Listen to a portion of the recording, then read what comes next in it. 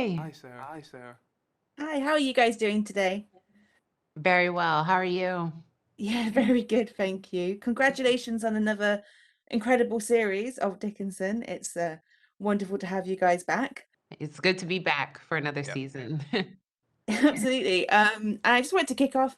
Basically, season three heads straight into the war. So I was wondering if you could talk a little bit about where your characters are at this point in relation to the civil war that's going on.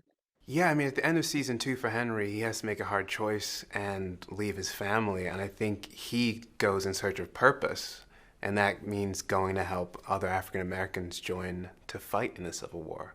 And I think I can say all of that. Yes. And I think for Betty, it's more about this new role of being this independent woman. She is now single mom because dad has gone off to handle some things for the culture, for the cause, for a better Black American society, and business is booming for Betty. She's a fierce dressmaker, and she's also got a child, so there's a lot of that day in day out struggle that she is adjusting to. And there's also a, a redefinition of worth, evolving with worth. She had this husband who's left her, and now what does that mean for her? Yeah, absolutely. And it's interesting you mentioned that because Betty has my favorite line of episode one, which is "There's widows everywhere." Darling, widows everywhere, Widows everywhere. People everywhere. Business is booming.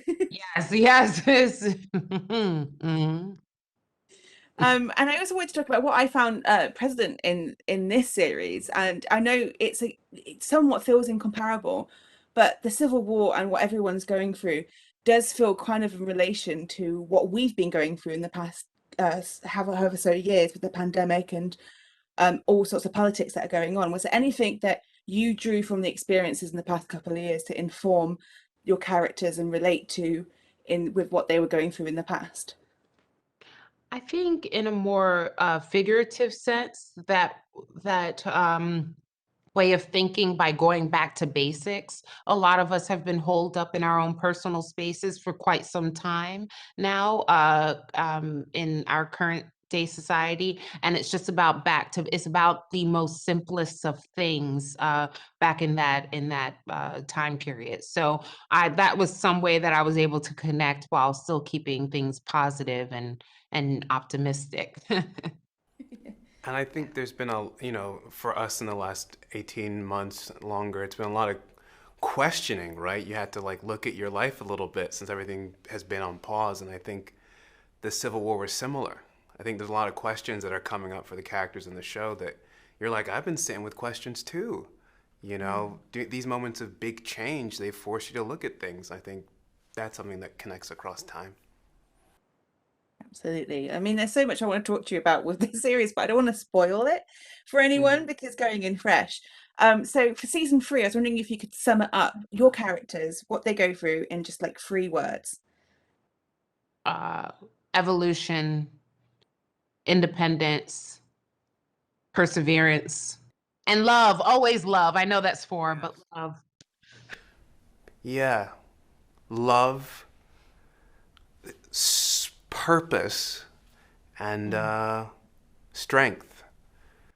That's gorgeous. Yeah, absolutely gorgeous, guys. Thank you so much for talking to me today. And I can't wait for everyone to see season three because it's going to be a wild ride for everyone. Yeah. Thank you. Take care. Bye. Ladies and gentlemen, you're watching Hey You Guys! Hey You Guys, huh? Hey, you guys. Is that from the Goonies? It is indeed, yes. Nice. Hey,